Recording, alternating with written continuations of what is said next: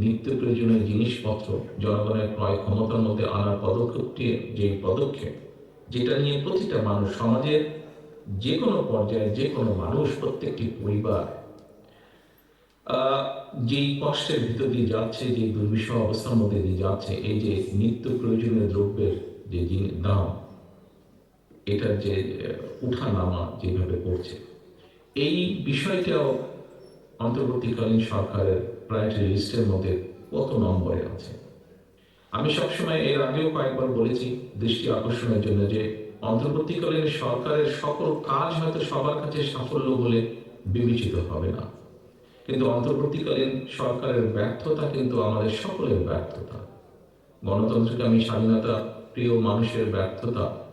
এই সরকারকে ব্যর্থ করে দিতে যে স্বৈরাচার ছিল, পলাতক যে স্বৈরাচার, তার এবং তাদের দোসররা কিন্তু বসে নেই।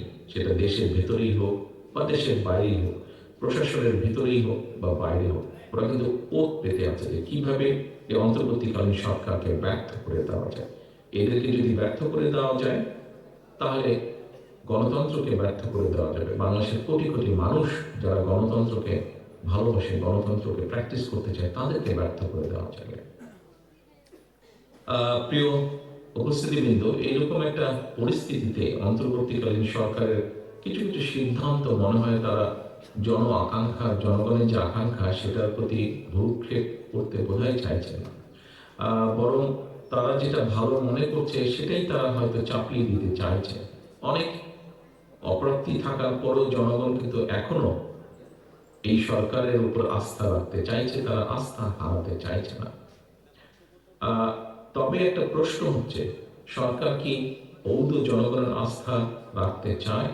কারণ জনগণের সঙ্গে সরকারের আস্থার সম্পর্ক নিবিড় থাকলে ষড়যন্ত্রকারীরা কিন্তু তাদের ষড়যন্ত্রের ডালপালা বিস্তারের সুযোগ পাবে না। এই অন্তর্বর্তীকালীন সরকারের সাথে যদি জনগণ যা চাইছে, মিনিমাম যে জিনিসগুলো চাইছে, তারা যদি সেগুলোকে অ্যাড্রেস করার জন্য সচেষ্ট থাকে, তাহলে ষড়যন্ত্রকারীরা সুযোগটা পাবে না।